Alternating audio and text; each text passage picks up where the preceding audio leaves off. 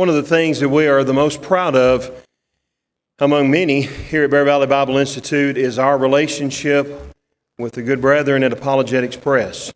We're thankful to have them to teach all of our Christian evidence and Christian apologetics classes. The Apologetics Press organization is one that is well known within the brotherhood for the work that they do in the area of apologetics, but not only within the brotherhood, but even outside the brotherhood.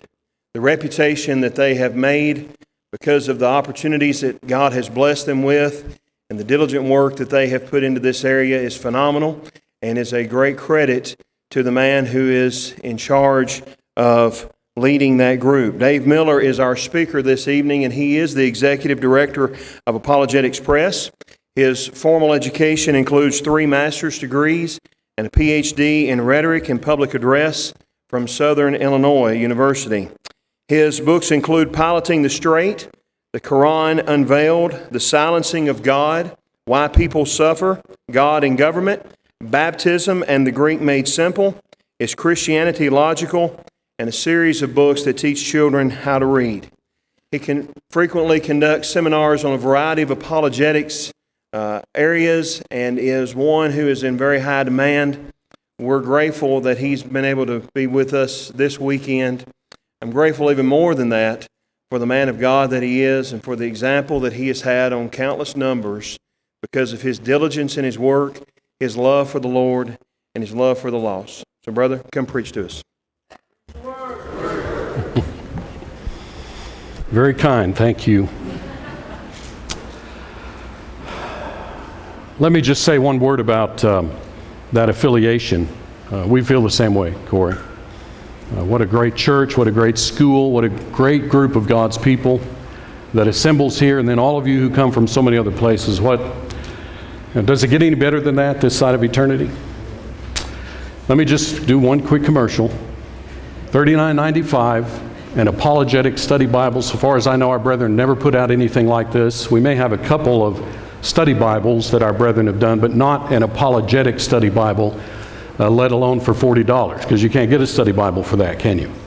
You can pre-order these by going to our website. I brought a sample copy if you'd like to look at it. I'd be happy to show it to you. Here is the assigned topic that I have. I'm going to take a little bit different approach on this subject about the Christian hope. I'm going to talk more specifically about its relationship to what you and I face as Christians when we go through the difficulties of life.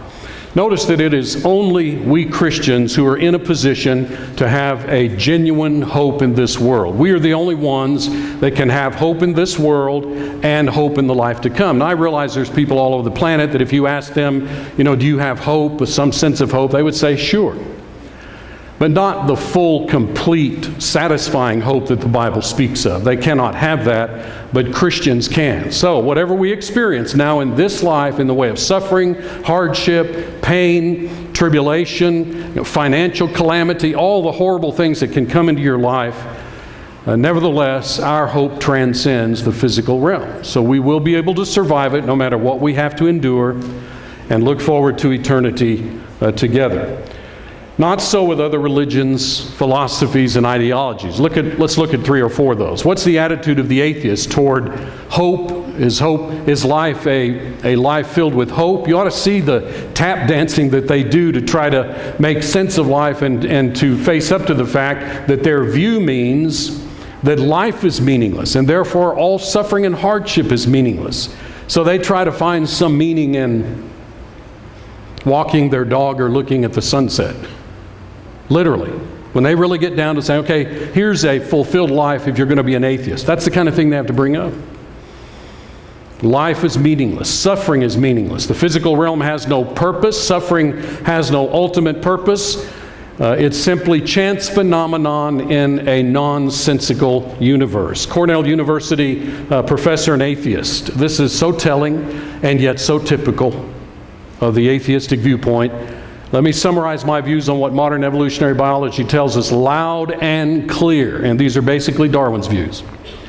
There are no gods, no purposes, no goal-directed forces of any kind, no life after death. When I die, I'm absolutely certain that I'm going to be dead. That's the end of me. There is no ultimate foundation for ethics. Notice that. So right and wrong are just pitched into the realm of subjectivity, however you feel, whatever you think. No ultimate meaning in life, and no free will for humans. You don't have free will. You're just operating based upon your synapses that are firing, and all that was evolutionary contrived.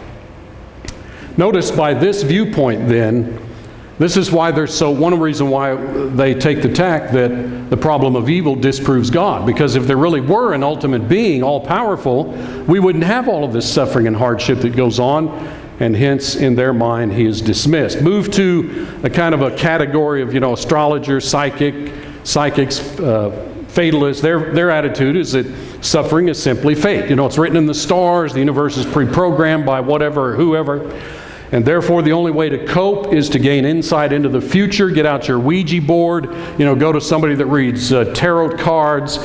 There's your only hope to try to find some sense of sorting out the meaning of reality. What about the Buddhist? Suffering is unfulfilled desires, they say. So, desires are an illusion that we are individuals. If you can get rid of your individuality, you can stop suffering. Relinquish, extinguish your desires by changing your consciousness. Detach yourself from persons and things, achieve a calm soul to dissolve individuality. That's all kind of a bunch of gobbledygook, but I tried to represent them accurately. You can achieve nirvana or enlightenment. Hinduism, remember Buddha was a Hindu. I don't see much Nichols difference between them. Suffering is simply karma. Existence is cyclical, so you reincarnate over and over and over. Suffering is the result of passing repeatedly through multiple lives in an effort to get it right. Every time I've talked with a person who believes that, I press them, okay, what's right? And then they start backing up and becoming vague once again. You'll realize it whenever you proceed through these lives. You'll gradually get better. And see, they want to use value terminology, but the whole philosophy is built upon a platform that undercuts the very notion, even as atheism does as well. Since we have no real recollection of mistakes that we've made in these past lives, the suffering that we now experience is meaningless and ineffectual in helping us to correct our future lives. Now, I don't know about you, but these are kind of the broad parameters of what the religious world offers people on the planet. Isn't that sad? So sad. Live well in your current life to have it better in your future life, and only when you've finally paid for all your misconduct by going through an infinite number of lives will your suffering cease by your soul being released into eternity. By the way, Islam, they don't really talk about this, but just reading through the Quran and trying to think through what they think about this, they would say that pain and suffering are really the result of failing to obey the will of Allah. And therefore, He will punish you, He will torment you in this life, and you ought to see the Quran's descriptions, for example, of hell. One of the proofs that it's not inspired. It's way over the top, absolutely ridiculous in its treatment of it. But that's their attitude, a failure to submit. In contrast, there is a sensible alternative to these unsatisfactory approaches. It soothes the natural yearnings of the human spirit. It interfaces with our deepest longings, and that, of course, is the Christian worldview. Notice, if there is a God, and we know there is, there's abundant evidence to demonstrate not only that God exists, but that He's the God of the Bible, and there are no others. Consequently, would you not expect Him as our Creator to indicate to us what life is about? Why are we here? Why did He create us? If He's an infinite, perfect being, He would not do anything that is illogical or nonsensical or meaningless. This being would conduct himself in a rational fashion consistently. That's part of his nature. So it's our responsibility to find the answer to the question, because He's given the answer. Why we're here, why did He create the universe, why did He put us here on planet Earth? Brother Warren is the one in our brotherhood in the last century, I suppose, that did well in taking Scripture and extracting from the Bible clarification on these matters. And he would say something along this line. When God created the earth, He was creating an environment for soul making. He got that terminology from a English author. Soul making. So this is a realm in which human beings are living in order to prepare for eternity. So the purpose of this physical realm. Notice how precise and concise this is. If you go out here in the world and ask people, what's the purpose of the universe? And why are you here? You're going to get all kinds of things. But you go to the Bible and it narrows this and makes it very clear. The purpose of the created order is to give every person an opportunity to decide where they're going to spend eternity. They decide that. We all decide that.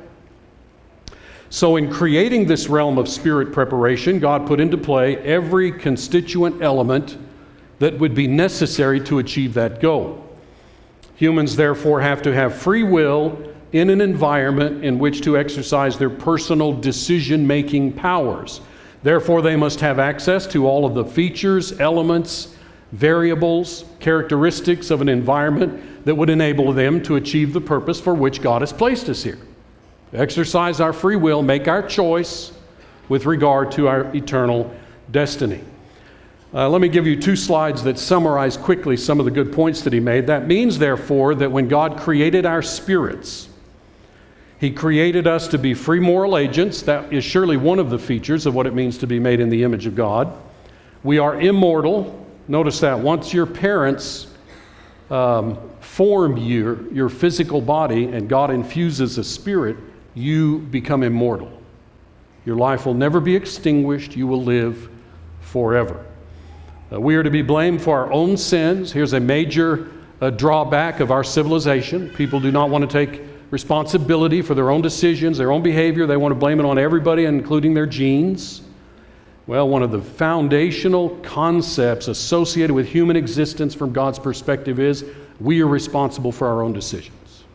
And we cannot ultimately blame anybody else.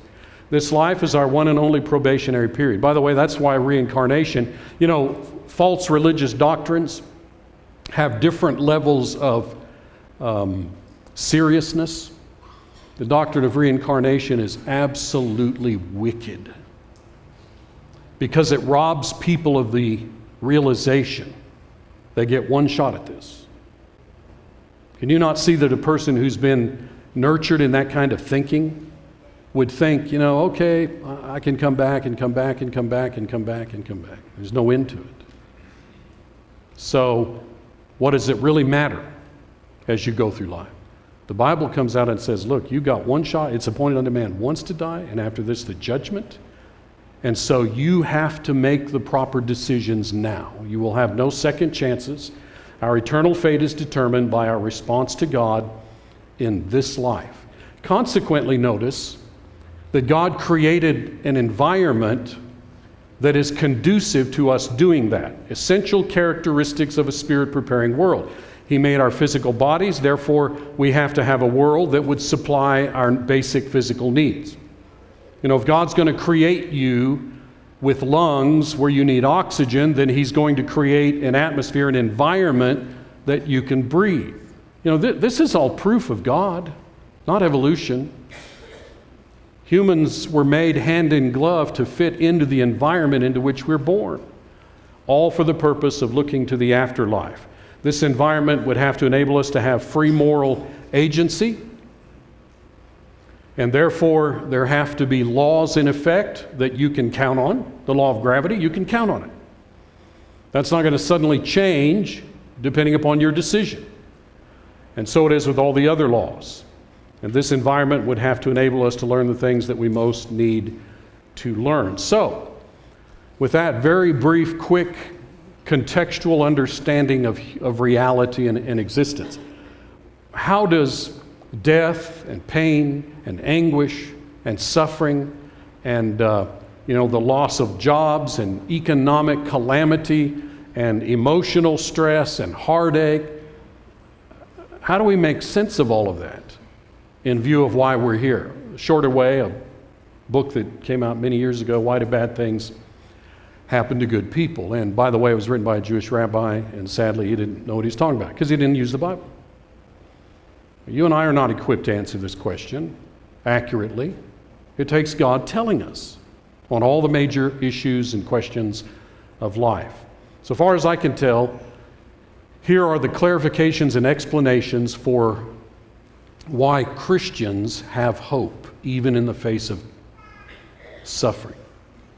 In the first place, sin is a major contributor to human suffering on the planet. And you know that the Bible has a great deal to say about this. For example, 1 Peter 4, where we are admonished as Christians, let none of you suffer as a murderer, thief, evildoer, busybody. You know, you go out here and rob a bank and try to make your getaway, the police show up and shoot you and maim you for life or kill you. You are directly suffering for your sin. And we see a lot of that in the world around us, don't we?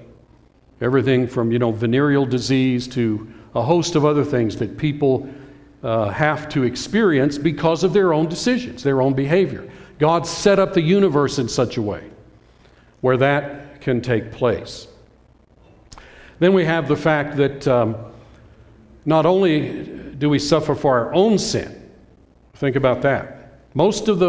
I suspect most of the suffering and heartache that people on the planet endure is self-inflicted. But the Bible also indicates you can suffer not for your sin, but for the sin of other people. Ezekiel said, the soul that sins shall die. But notice that the Bible also indicates that we can suffer because of what other people decide. And that doesn't make God unfair, because it's all part of this environment of soul making.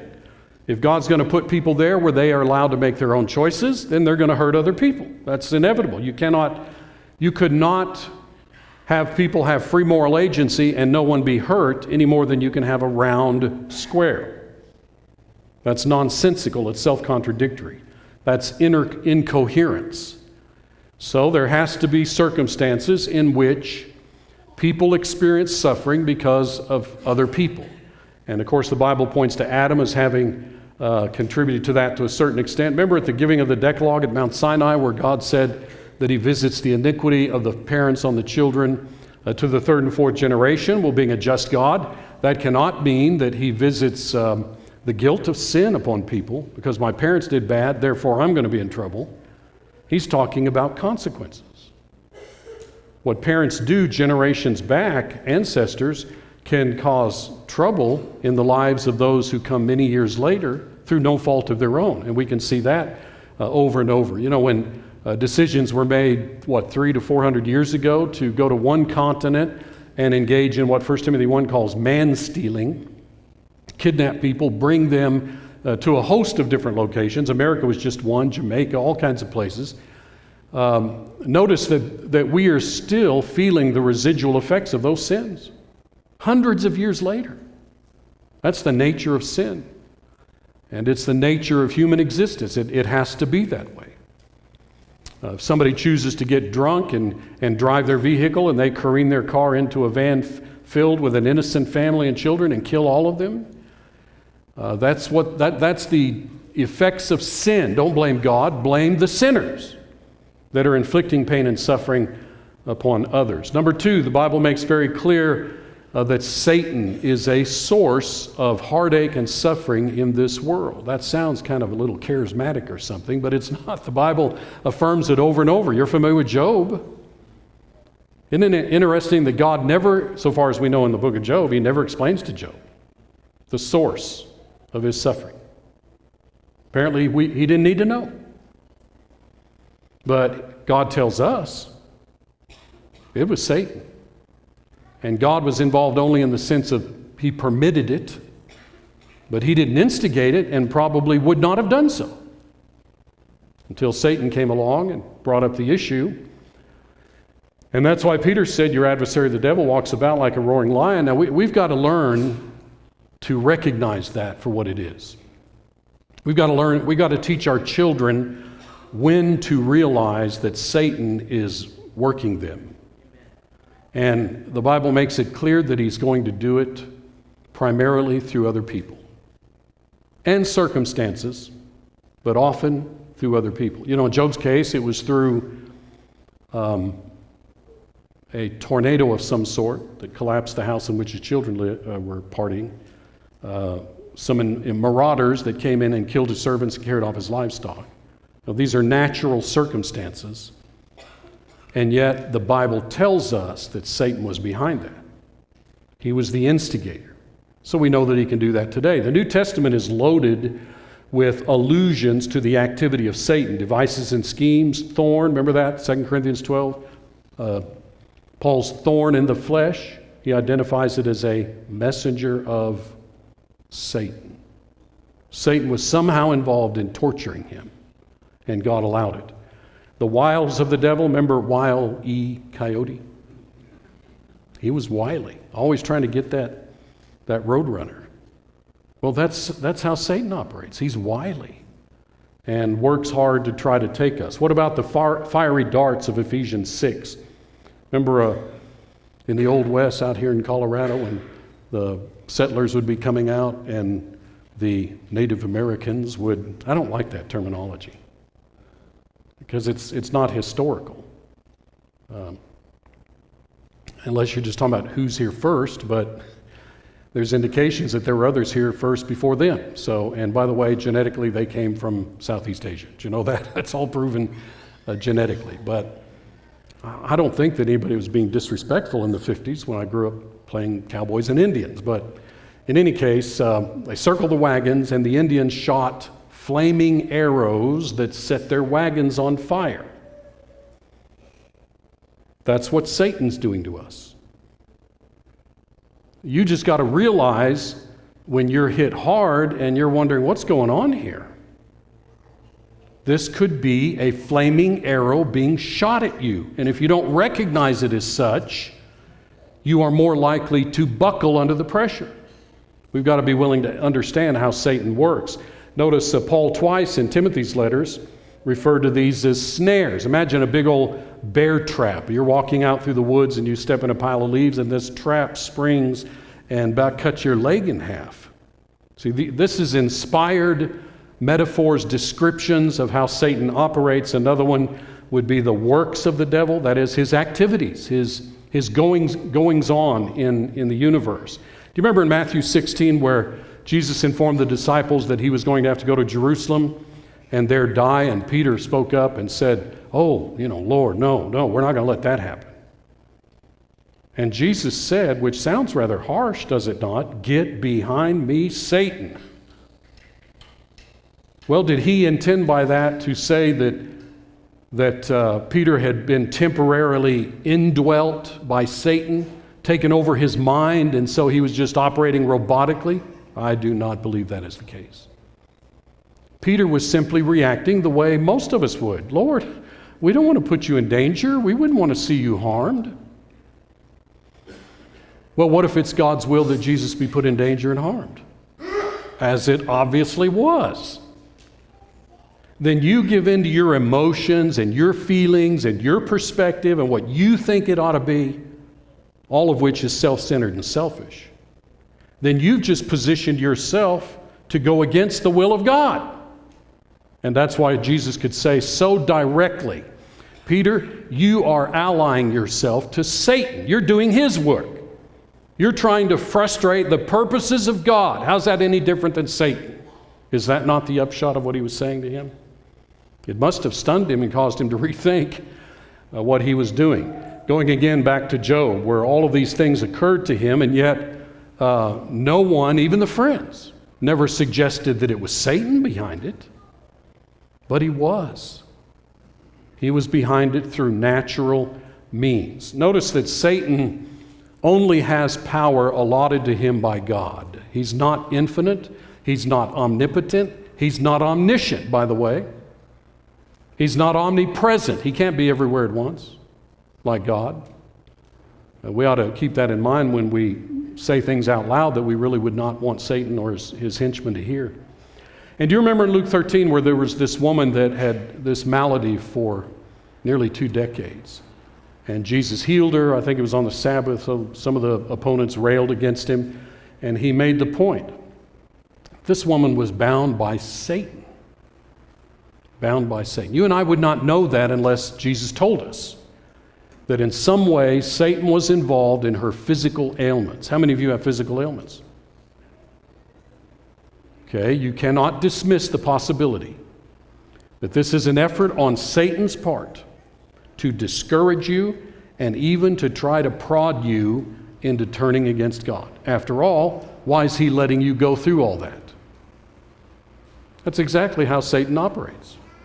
And he can use a physical ailment to do it. Number 3, it is clear from Scripture that one of the explanations for why Christians can experience suffering and therefore make sense of it so that we retain our Christian hope is, and I put all of these terms down intending for them to be synonyms. Suffering, hardship can benefit us, it can correct us, it can strengthen us, it can improve us, it can mature us, it can purify us, and on you can go with these terms that are used over and over to refer to what goes on. For example, in James 1, my brethren, count it all joy when you fall into various, and that word trials is the idea of being tested, being put through circumstances that try you. There's a host of things like that. Why? Because the testing of your faith, notice then it tests us, produces patience. Patience, when you let it do what it needs to do, will make you spiritually, notice that, not physically, spiritually, psychologically, complete, lacking nothing. These are powerful passages that indicate the extent to which we must yield ourselves to this process that's designed to cultivate our spirituality and prepare us for eternity. Romans 5, tribulations produce perseverance, perseverance character, and then there's our word hope, character, hope. Hebrews chapter 12, when parents discipline their children, no child thinks that that's pleasant. They're not begging for more discipline. Well, in the same way, God as a parent disciplines us, we are told.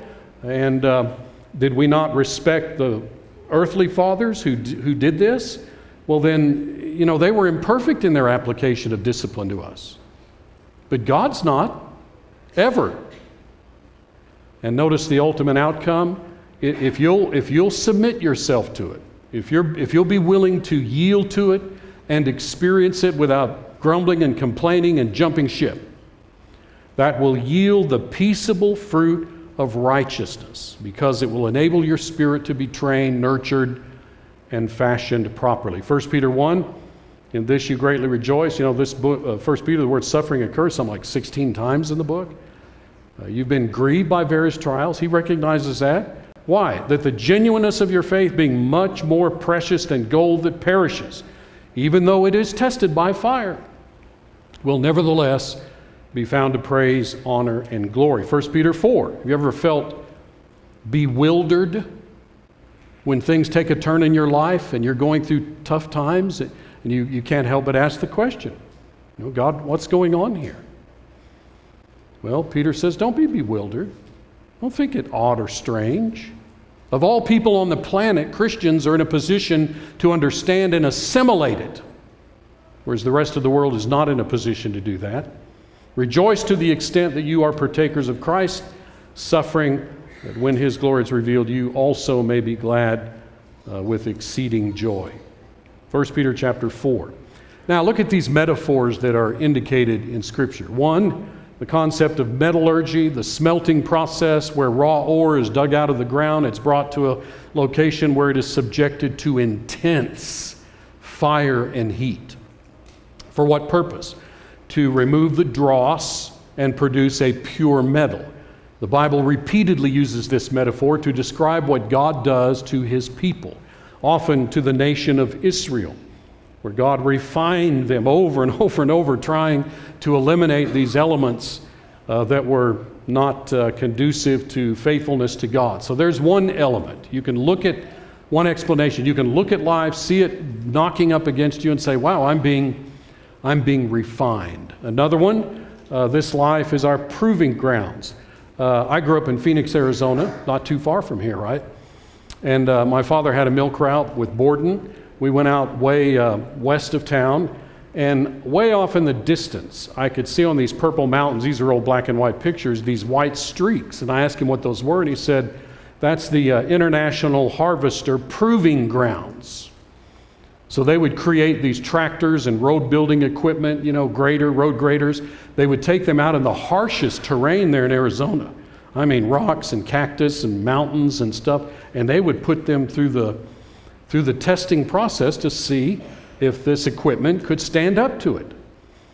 Well, that's what Christians are facing.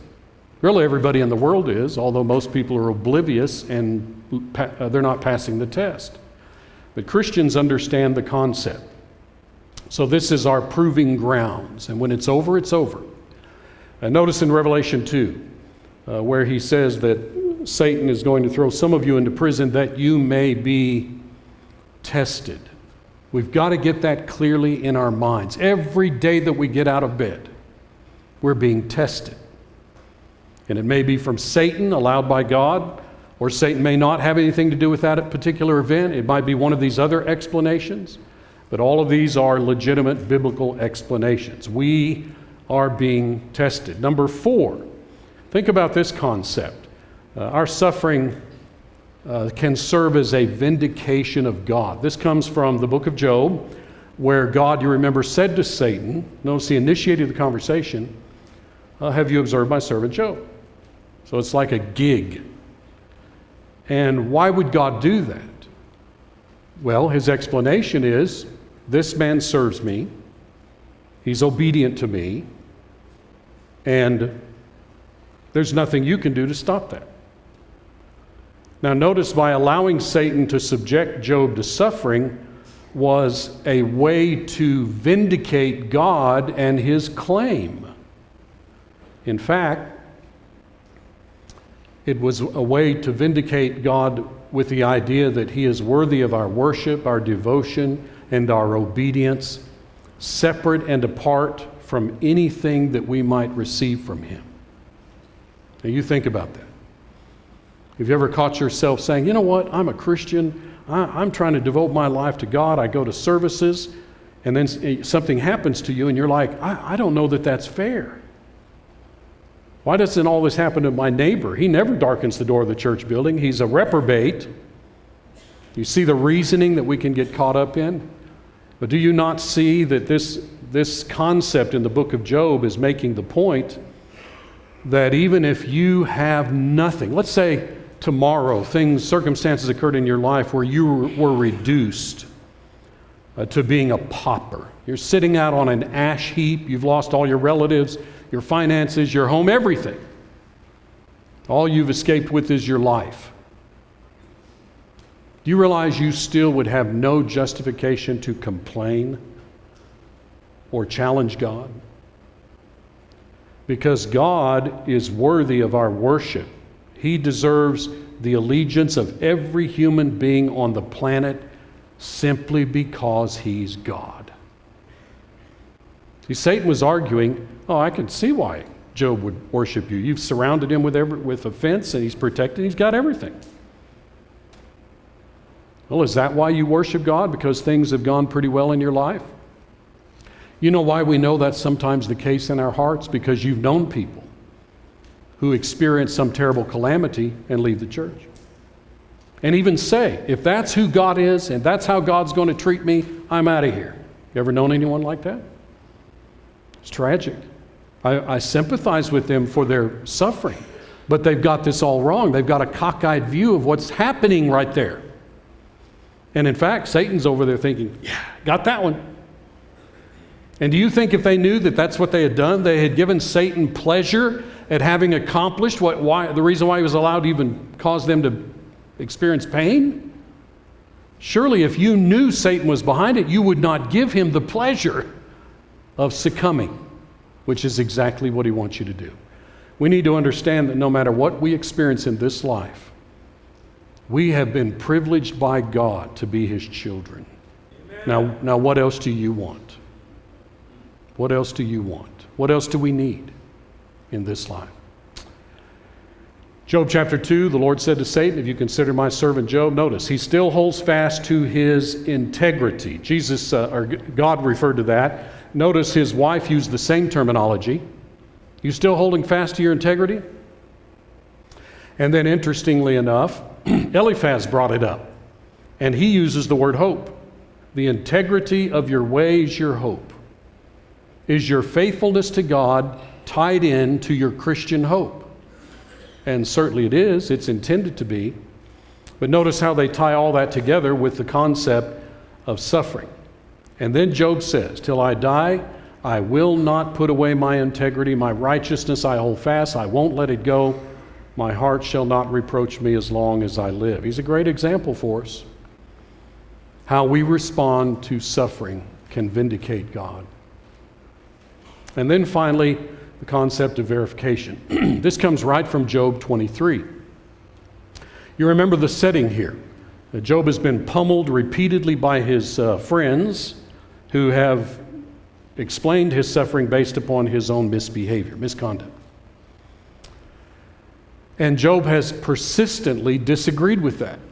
Basically said, I'm not aware that I've done anything like this, unless God's holding against me the sins of my youth or something like that, but I think that I've done right. Notice you can hear the frustration in his voice because he's desperately wanting God to explain this to him, to give account of himself, and I believe that's why ultimately he is spoken to by God.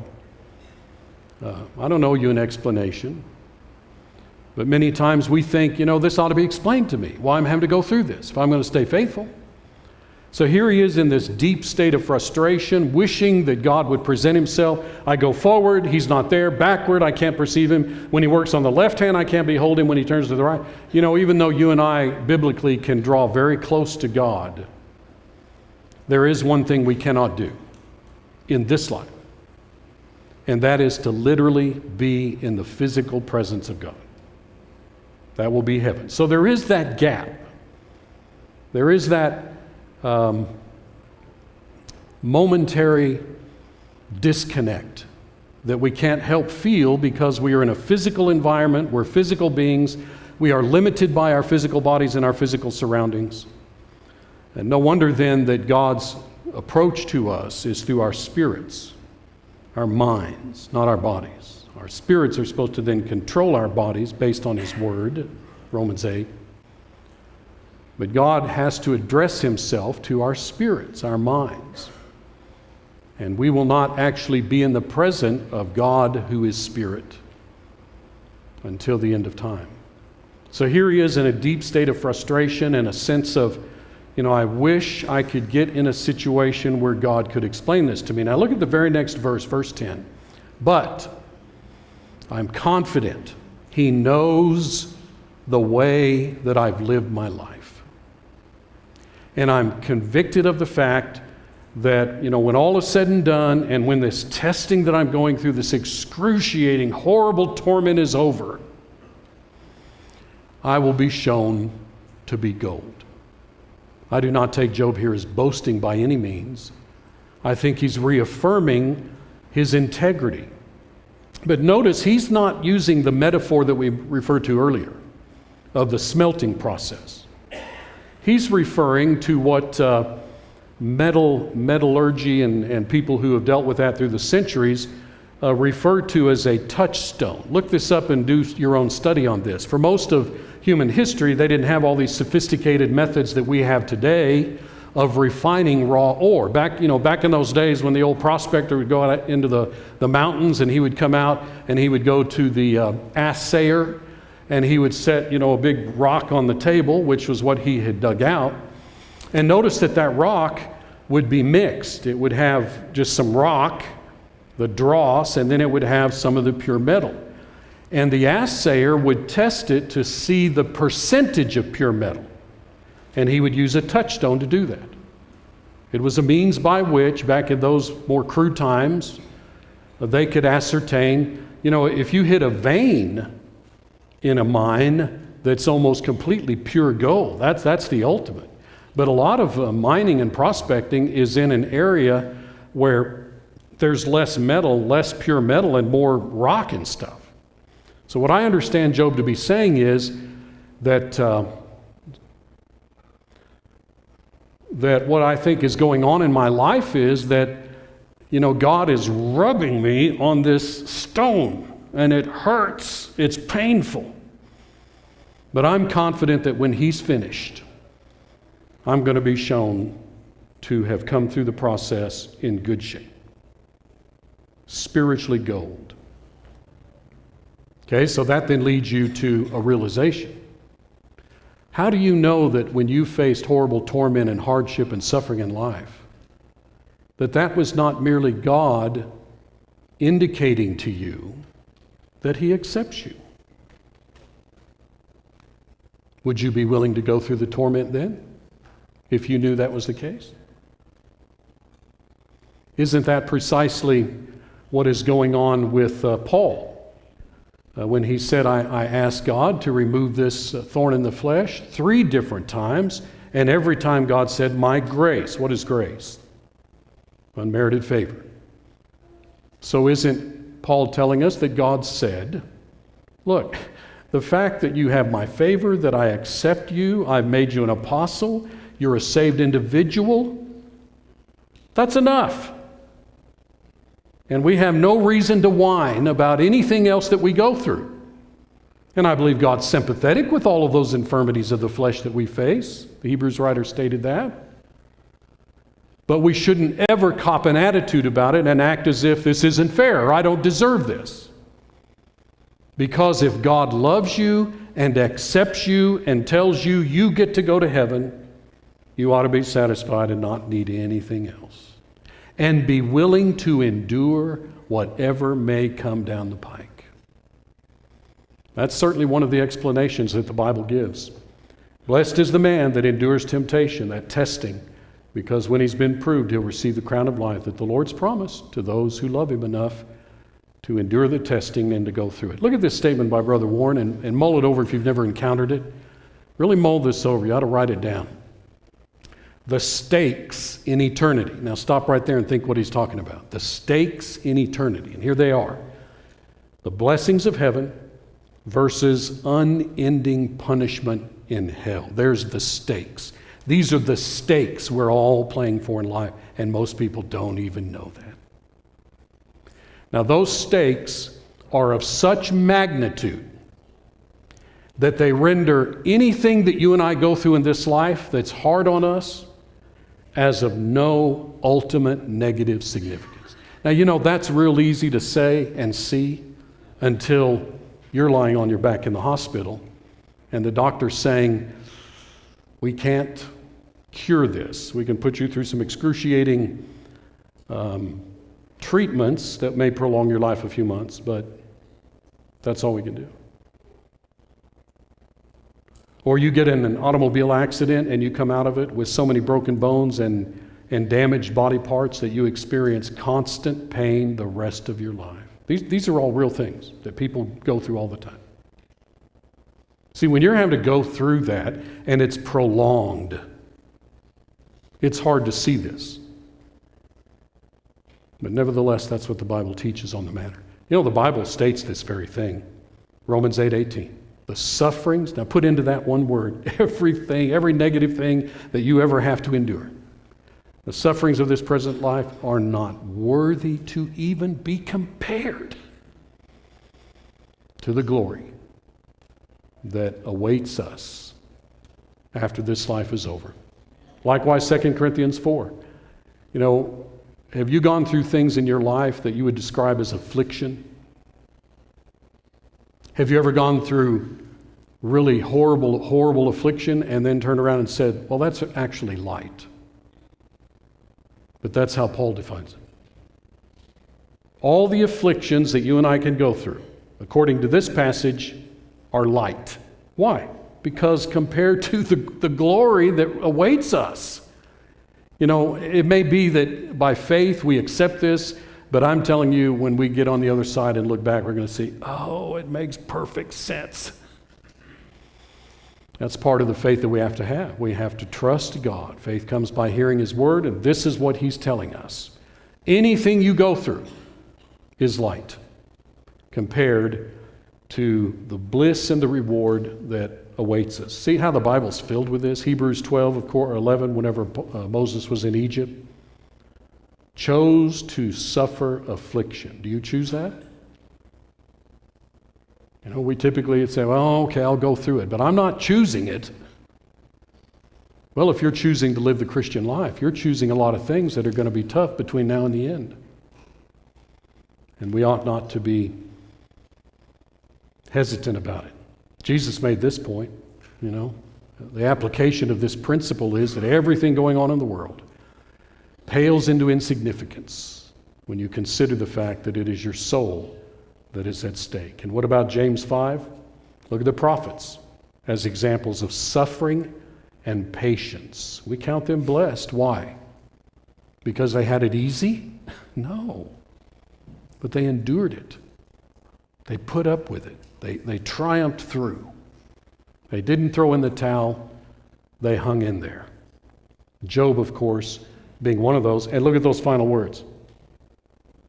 See, there's nothing you can go through in life and be justified in saying, well, now that is over the top. That's too much. I shouldn't have to go through this. God's not very nice to me. No, you don't get it. God is compassionate. He knows what you're going through.